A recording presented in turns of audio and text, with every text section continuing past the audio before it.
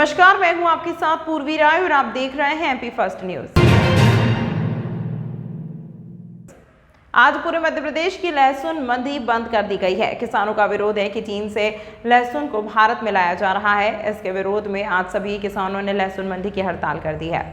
लहसुन मंडी में काम करने वाले सभी मजदूर ने भी किसान के समर्थन में अपना काम बनाकर बैठ गए हैं। मंडी बोर्ड भोपाल को पत्र प्रस्तुत कर प्रतिबंधित चाइनीज लहसुन की बिक्री के विरोध आज उज्जैन में लहसुन मंडी की नीलाम कार्य बंद कर दिया गया है। पर यहां पता चला कि आज मंडी की हड़ताल है, वापस हमारे गाँव की ओर लौट रहे हैं। किसान का कहना है कि चीन से लहसुन को भारत मंगाए जाने को लेकर किसानों में केंद्र सरकार के खिलाफ भारी आक्रोश व्याप्त है। सरकार की इस नीति की वजह से किसानों का आर्थिक नुकसान हो रहा है, जिसके विरोध में आज लहसुन मंडी को बंद किया गया है। किसान के विरोध में व्यापारियों का भी समर्थन मिल रहा है। सिराज व्यापारियों ने बताया कि सरकार की गलत नीतियों की वजह से व्यापार करने में भारी असुविधा का सामना करना पड़ रहा है। चीन से लहसुन भारत आने से दामों में गिरावट हुई और व्यापार में घाटा हो रहा है। किसानों के हितों को ध्यान में रखते हुए भारत सरकार तुरंत ही चीन से भारत में हो रहे लहसुन की आवक पर रोक लगाए। भारतीय टिकट जो संगठन है उसकी तरफ से ये आह्वान किया गया था कि लहसुन मंडी और का नीलामी काम बंद किया जाए, क्योंकि इससे जो चाइना की जो लहसुन आई है उसकी वजह से किसानों को बहुत नुकसान हो रहा है और उसकी वजह से रेट भी लहसुन के गिर चुके हैं। आज लहसुन मंडी किसान एक भी दाग लहसुन का नहीं लेकर आया, क्योंकि वो समर्थन करता है इसका कि मंडी बंद की जाए। लहसुन जो बाहर से आ रहा है उसको नुकसान हो रहा है। कहाँ से आ रहा है लहसुन? ये चाइना से जो लहसुन आ रहा है उसकी वजह से नुकसान हो रहा है। व्यापारियों का क्या समर्थन है? व्यापारियों का भी समर्थन किसानों के साथ ही है। किसानों का नुकसान हो रहा है, व्यापारियों का नुकसान हो रहा है। इसमें बाहर से लहसुन आया है और इतना पहला इतनी तेज़ी से ख़रीदारी चली है और उसके बाद फिर बाहर से आ जाता है, तो फिर नुकसान तो सभी का है ना। तो उनका समर्थन करने को जिसको मालूम नहीं था वो लहसुन लेके आए, लेकिन वो उनको मालूम पड़ा तो वो भी किसानों के समर्थन में हो गए और अपने आप लहसुन लेके चले गए। क्या नाम है? मेरा नाम सिराज खान। देखा कि यहाँ लहसुन को चाइना की आ गई है, तो वो मतलब इसलिए उस कारण मंडी को बंद कर दिया गया माने उन्होंने। हमको मालूम नहीं था और हम गांव से आ गए। अब यहाँ देखा तो मंडी बंद है, तब हम वापस लेने कर जाए आए थे गाँव से इसलिए आए कि मंडी में चलो 2 रुपये ज़्यादा आएगा, काम देगा, इसलिए आए थे। तो यहाँ देखा तो मंडी बंद, तो अब गांव में ले जाएंगे वापस। क्या करो? लहसुन बेचने के लिए? हाँ, लहसुन बेचने के लिए आए थे गाँव। ये लेके आए थे, मतलब 45 किलो खन होगा, एक कट्टी लेके आए थे। यहाँ क्या देखने को मिला? यहाँ देखने को मिला कि मंडी बंद है, इसीलिए तो अब क्या करो। यहाँ बोले कि मंडी आज तो बंद है, हड़ताल कर लिए। आखा खेड़ी। क्या नाम है आपका? गाँव तहसील आगर, जिला आगर, गाँव आखा खेड़ी, अखम वर्मा। उज्जैन आज फिर नगर निगम की टीम ने कार्यवाही करते हुए हरसिद्धि मंदिर और चारधाम मंदिर क्षेत्र में फुटपाथ पर व्यापार करने वाले व्यापारियों को हटा दिया है, जिससे इन व्यापारियों के सामने एक बार फिर रोजी रोटी की समस्या खड़ी हो गई है। व्यापारियों को इन क्षेत्रों से हटाने के बाद से उनमें रोष व्याप्त है। इसके विरोध में हाथ ठेला एवं फुटपाथ व्यापारी संघ महाकाल उज्जैन द्वारा रैली निकालकर निगम अधिकारी को ज्ञापन दिया और अपनी समस्या से अवगत कराया गया। संस्था के जिला अध्यक्ष संजय सिंह चौहान ने बताया कि हरसिद्धि माता चौराहे से चारधाम मंदिर नरसिंह घाट तक फुटपाथ पर व्यापार करने वाले लोगों को नगर निगम द्वारा हटा दिया गया है। नगर निगम द्वारा हमें व्यापार नहीं करने दिया जा रहा है, जिसके बाद रैली के रूप में नगर निगम पहुंचे, पर जहां पर नगर निगम आयुक्त के नाम ज्ञापन दिया गया। संजय सिंह चौहान ने बताया कि नगर निगम की टीम द्वारा हम फुटकर व्यापारियों को बार बार परेशान किया जा रहा है। आज भी मनमानी कार्यवाही कर पथ विक्रेताओं का व्यापार अनिश्चित काल के लिए बंद करवा दिया गया है, जबकि सावन मास में किसी प्रकार की कोई परेशानी नहीं आई, फिर भी पथ विक्रेताओं को परेशान किया जा रहा है। जबकि पथ विक्रेताओं पर पीएम स्वयं निधि योजना में 10 से 15 हज़ार रुपये ऋण लेकर रोजगार किया जा रहा है। इन्हीं सभी समस्याओं के अवगत कराते हुए ठेला एवं फुटपाथ व्यापारी संघ ने निगम आयुक्त आशीष पाठक के नाम में ज्ञापन नगर निगम एडिशनल कमिश्नर पवन कुमार को दिया। वहीं नगर निगम आयुक्त द्वारा भी स्थायी रूप से इन फुटपाथ व्यापारियों के लिए उचित कदम उठाया जा रहा है, जिससे इनकी समस्या का निराकरण नहीं हो पा रहा है। चौराया, जिसे शेर चौराहे के नाम से जाना था, शेर चौराहे से चारधाम मंदिर, शेर चौराहे से नरसिंह घाट रोड नीचे घाटी तक जितने भी पथ विक्रेता थे 400 से 500 पथ विक्रेताओं को बेदखल कर दिया है और वहाँ पर टाउन वेंडिंग कमेटी के अंदर वो ग्रीन जोन में आता है। हमने या पवन सिंह साहब मिले, हमें आयुक्त मोदी नहीं मिले। पवन सिंह साहब को हमने हमारा ज्ञापन दिया, हमने टाउन वेंडिंग कमेटी का भी उनको बताया है और उन्होंने बोला है कि वो हमारी समस्या का निराकरण करवाएंगे। मगर आज हमारे जो पथ विक्रेताओं को बेरोजगार कर दिया गया है और सरकार से जो हमने पीएम स्वनिधि योजना का लोन लिया है, तो हमारा श्रीमान नगर निगम आयुक्त महोदय और अधिकारियों से निवेदन है कि जब तक हमारे विषय में कोई कमेटी बना के निर्णय नहीं किया जाए, जब तक यथावत हम लोगों को वहाँ पर बैठ के व्यापार करने दिया जाए, अविलंब किसी नुकसानी के। अभी क्या हुआ? अभी हम लोग सामाजिक न्याय परिसर संयुक्त ट्रेड यूनियन मोर्चा से स्टार्ट होकर अपनी एक पैदल मार्च की रैली लेके आए हैं और हमने यहाँ पर रैली के रूप में आके अपनी बात रखी है और प्रशासन से हम हमारे हित में योगदान सहयोग की अपेक्षा रखते हैं। कितने लोग भाग गए जिना? अभी 500 लोगों को हटाया गया है और हम कम से कम सैकड़ों पथ विक्रेता यहाँ पर उपस्थित हैं। आपका नाम? मेरा नाम संजय सिंह चौहान है, मैं हाट ठेला व्यापारी संघ का जिला अध्यक्ष हूँ। नगर निगम की अतिक्रमण हटाने की कार्रवाई चल रही है, उससे कुछ लोग असंतुष्ट दिख रहे हैं, जिसमें इन्होंने लिखा है इसका परीक्षण कराया जाएगा, अगर इनकी मांग जायज़ होगी तो उस पर उस हिसाब से कार्रवाई की जाएगी। सर जिस जगह से गलत रखी साथ में वहाँ से एकदम जो गलत होगा उसको हटाया जाएगा, कोई पक्षपातपूर्ण कार्रवाई नहीं होगी, सब सही होगी। पवन कुमार सिंह, एडिशनल कमिश्नर नगर निगम। महाकाल मंदिर में आने वाले श्रद्धालुओं को भगवान महाकाल के दर्शन के बाद यहां मिलने वाला लड्डू प्रसादी अब एटीएम जैसी मशीन द्वारा मिलेगी। मंदिर परिसर में इसके लिए 8 काउंटर लगाए गए हैं, जहां से भक्त अलग अलग पैकेट में प्रसादी खरीद सकते हैं। लेकिन अब श्रद्धालुओं की सुविधा के लिए जल्दी महाकाल मंदिर में एटीएम मशीन की तरह लड्डू की मशीन लगने जा रही है, जिसमें रुपए डालने के बाद भक्तों को लड्डू प्रसादी भी मिल जाएगा। महाकाल मंदिर का लड्डू प्रसादी देश भर में प्रसिद्ध है। पर्व के दिनों महाशिवरात्रि, नागपंचमी या फिर श्रावण माह में लड्डू प्रसादी की डिमांड इतनी बढ़ जाती है कि मंदिर समिति रोजाना 50 क्विंटल से अधिक लड्डू प्रसादी बनवा कर रखती है।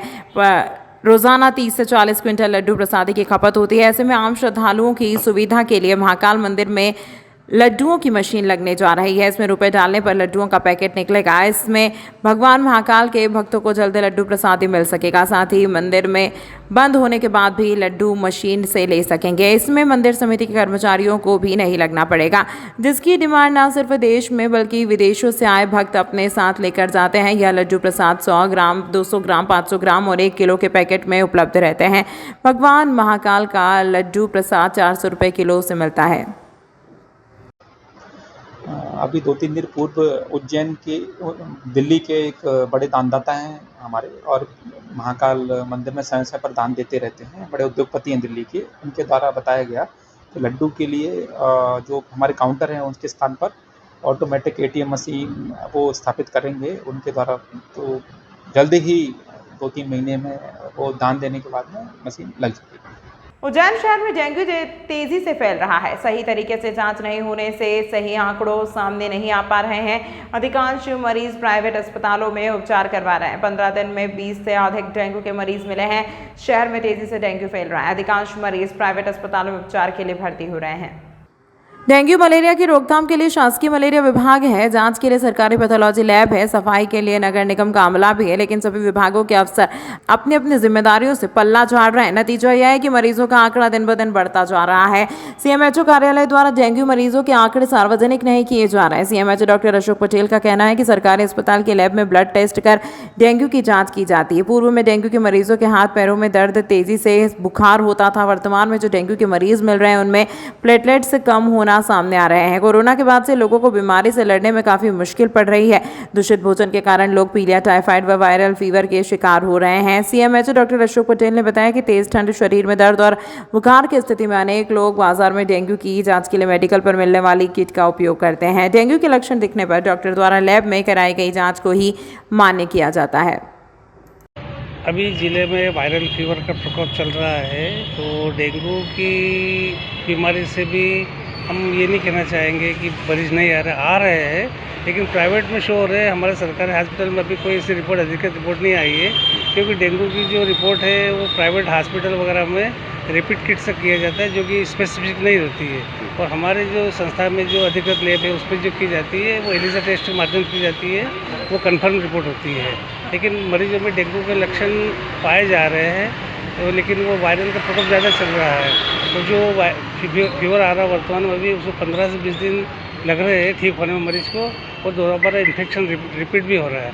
एहतियाती तौर पर हमारे द्वारा टीम गठित की गई है, वो गली मोहल्लों में और जहाँ से शिकायत पाई जा रही है अधिक फीवर के केसेस की, वहाँ सर्वे और छिड़काव का कार्य कर रही है। उज्जैन में फिर बड़ा हादसा टला। ब्रेक फेल होने से ई रिक्शा गिरा शिप्रा नदी में। उज्जैन की शिप्रा नदी में आज सुबह एक बड़ा हादसा होते होते टल गया।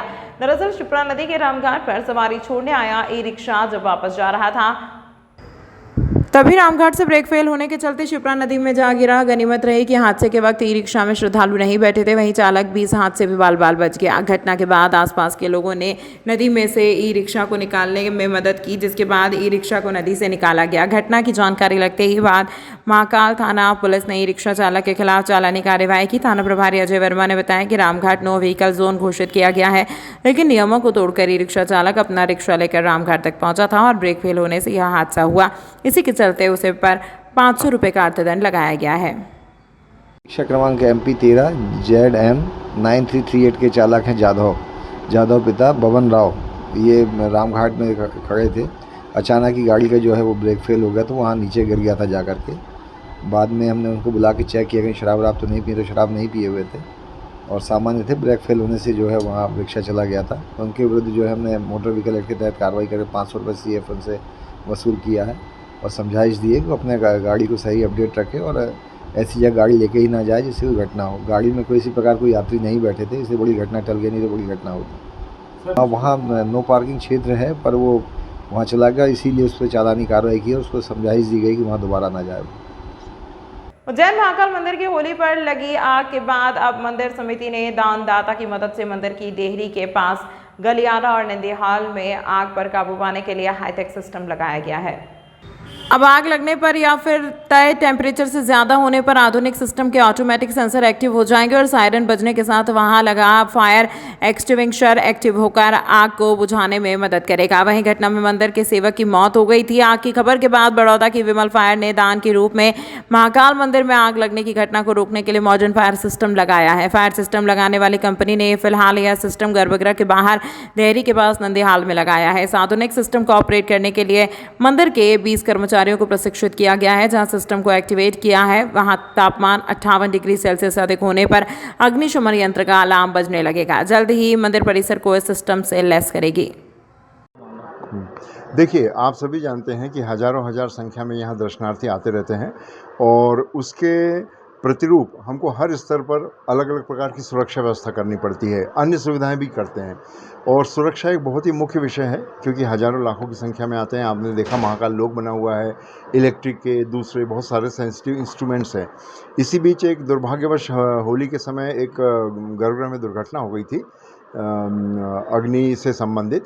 तो मंदिर द्वारा, जिला कलेक्टर द्वारा ये एहतियात कदम उठाए गए हैं और एक नया आधुनिक यंत्र संयंत्र या फायर फाइटिंग सिस्टम वहाँ स्थापित किया गया है गर्भगृह में। उसमें ये विशेषता है कि उसके लिए जिस तरह से मैनुअल हम सारे सिस्टम ऑपरेट करते हैं, ऐसा करना नहीं पड़ेगा। एक विशेष टेम्परेचर के बाद यदि टेम्परेचर बढ़ा तो वो सिस्टम ऑटोमेटिकली फायर फाइटिंग का काम करेगा और टेम्परेचर को डाउन कर लेगा। और ये सामाजिक सहयोग से गुजरात की कंपनी द्वारा दानदाता के सहयोग से लगाया गया है। जय श्री महाकाल। कितने फायर सिस्टम लगाए हैं? अभी हमने एक ही सिस्टम लगाया हुआ है और शीघ्र इसका एक्सटेंशन भी करेंगे जैसे जैसे संबंध हो। इसमें यह होता है कि ये ऑटोमेटिक काम करने वाला एक सीमित क्षेत्र में लगता है, बहुत बड़े एरिया में नहीं लग सकता। तो अभी हमने गर्भगृह में लगाया हुआ है। जय श्री महाकाल। उज्जैन भारत मुक्ति मोर्चा द्वारा चलो गांव की ओर का कार्यक्रम आयोजन किया गया। कार्यक्रम की शुरुआत से पहले खाचरोद में बाबा साहब की प्रतिमा पर माल्यार्पण किया गया, जिसके बाद कार्यक्रम की शुरुआत की। इसी दौरान कार्यक्रम में शामिल हुए अतिथियों का सम्मान भी किया गया। भारत मुक्ति महिला मोर्चा के अध्यक्ष आयुष्मती गंगा मालवीय ने जानकारी देते हुए बताया कि चलो गांव की ओर का कार्यक्रम राष्ट्रीय अध्यक्ष मूल निवासी नायक वामन मेश्राम साहब के आदेश अनुसार किया गया। कार्यक्रम में भारत मुक्ति मोर्चा के पदाधिकारी एवं कार्यकर्ता बड़ी संख्या में शामिल हुए। खाचरौद से चलो गांव की ओर के नारों के साथ ग्राम कुम्हारवाड़ी पहुंचे। अध्यक्ष आयुष्मती गंगा मालवीय ने कार्यक्रम में संबोधित करते हुए कहा कि वोट यह शासक बनने और बनवाने का अधिकार है, लेकिन गैर संवैधानिक EVM मशीन द्वारा वोट का अधिकार शून्य करना शासक जातियों का एक षड्यंत्र। संगठन को 6 लाख गाँव तक भौगोलिक नेटवर्क का विस्तार करना और जन आंदोलन के रूपांतरित करने से ही व्यवस्था परिवर्तन का लक्ष्य संभव है। कार्यक्रम की अध्यक्षता मिलिंद बौद्ध साहब ने की और संचालन शोभा अंबेडकर मैम ने किया। साथियों को जय मूल निवासी, जय भीम, जय संविधान, जय मूल निवासी।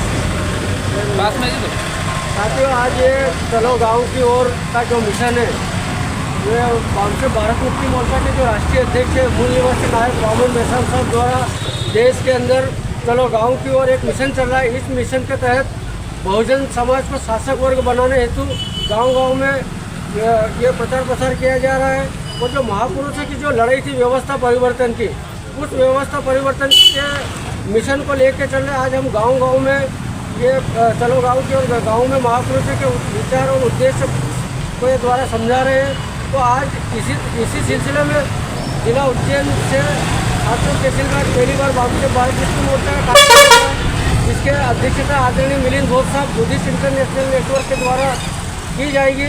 और उद्घाटक हमारे आदरणीय शोभा अम्बेडकर मैडम है, यहाँ छात्रों तहसील से ये उद्घाटन करेंगे कार्यक्रम का। प्रकाश मलियार सर है और सोलंकी साहब है और यहाँ के समस्त जो मूल निवासी समाज है, आज ग्राम कुमारवाड़ी के अंदर ये कार्यक्रम आयोजित किया जाएगा।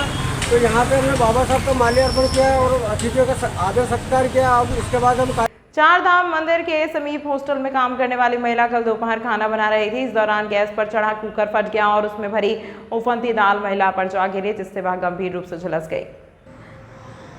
महिला के पति ने लापरवाही का आरोप लगाया। पुलिस ने बताया कि कार्तिक चौक में रहने वाली सुनीता पति जितेंद्र चार धाम मंदिर के समीप स्थित सरकारी हॉस्टल में खाना बनाने का काम करती थी और साथ में उसका पति जितेंद्र भी यहाँ काम करता था। 4 दिन पहले हॉस्टल के वार्डन ने उसे काम करने से हटा दिया था। इधर महिला वहीं पर काम कर रही थी। कल दोपहर सुनीता खाना बनाने के काम में लगी थी और गैस पर कुकर में दाल पकने के लिए रखी थी। इस दौरान सुनीता दूसरे काम में लग गई, तब एकाएक कुकर फट गया और उबलती हुई दाल उस पर जा गिरी, जिससे वह गंभीर रूप से घायल हो गई। घटना के बाद महिला हॉस्टल में ही पड़ी रही और शाम 7 बजे छुट्टी के बाद जब उसका पति लेने पहुंचा तो उसे पत्नी के झुलसने का पता चला। तत्काल सुनीता को अस्पताल में भर्ती कराया गया है। सूचना के बाद महाकाल थाना पुलिस अस्पताल पहुंची, जहां झुलसी महिला के पति जितेंद्र ने आरोप लगाया कि उसकी पत्नी दोपहर 11 से 12 बजे के बीच ही हादसे का शिकार हो गई थी, लेकिन वार्डन ने लापरवाही दिखाई और उसे भर्ती नहीं कराया। शाम को जब वह छुट्टी लेने पर उसे लेने गया तो पत्नी के झुलसने का पता चला। सर, ये सुभाष चंद्र बोस जयसिंहपुरा हॉस्टल में भोजन बनाते हैं। सर रसोईया के काम में मैं रसोईया बनाता था, ये सर रसोईया का भोजन बनाती है सर। तो ये इसमें 10:30 बजे कुकर खोलने गई तो कुकर एकदम, वो लोगों ने बताया नहीं होगा कुकर भाप ज़्यादा है, तो इस खोला तो डायरेक्ट उसका पानी सब इसके ऊपर। अब वो एक वहाँ पर पूजा थी और एक अपना लाल सिंह भैया है। फिर उन्होंने देखा इसको बाई को, फिर उन्होंने ये भी, मैं तो घर पे था सर, उन्होंने ये भी नहीं बताया कि मेरे को अस्पताल ले चलो। अब ये बाई डर गई कि मेरे को नहीं तो वो मैडम बाहर कर देगी, इसलिए डर गई। तो इसने बताया कि मैडम को मत बताना, वो कर्मचारियों को बताया, उसने बताया नहीं। फिर ये शाम को 7:30 बजे तक बच्चों को 7:30 बजे भोजन कराया, उसके बाद आई। फिर रास्ते में इसकी तबीयत ज़्यादा हो गई, मैंने कहा अभी तक आई नहीं। वो हमारे चौकीदार दादा थे, उसका ठेले पे मैं गया, मैंने भाई अभी तक आई नहीं दादा। वो कहे देखो इधर उधर से देखो निकल गई होगी। फिर वैसा आया, फिर मैडम के पास फ़ोन करा मैंने, मैडम मैंने ऐसी स्थिति हो गई। मैंने कहा हमारे पास पैसे नहीं है, हम कहाँ अस्पताल में जाएंगे। तो मैडम ने मोबाइल नहीं उठाया। फिर बाद में हम यहाँ एडमिट हो गए, उसके बाद में मैडम का मोबाइल आया। और अपने सब वार्डन है, उनको मैंने बोला सर कहाँ ले जाना है बाई को, कि पहले एक बार मैडम से बोल दो कि बाई कहाँ ले जाना है। तो मैडम ने मोबाइल नहीं उठाया। तो फिर उसके बाद में मैं यहाँ सिविल हॉस्पिटल ले आया। फिर वहाँ पर मेरे से पूछताछ सब हुई, मैंने जो घटना घटी वो सब पूरी बता दी सर। ये आपको हाँ, मेरे को 23 तारीख से बाहर कर दिया है। मैं रसोईया के पद पे था। कौन मैडम है वहाँ पर जो इस तरह? वो सुभद्रा अग्रवाल ये वार्डन है और सब वार्डन है शंकर लाल चौहान। क्या नाम है आपका? जितेंद्र सेन। जो भाई लोग क्या नाम? क्या सर? आपके भाई सुनीता सेन। कहाँ पर रहते हो आप लोग? मैं अभी कार्तिक चौक में रहता हूँ, भार्गव की घाटी के पास। महाकाल थाना लगता है सर। तमाम महत्वपूर्ण खबरों के लिए देखते रहिए MP फर्स्ट न्यूज़।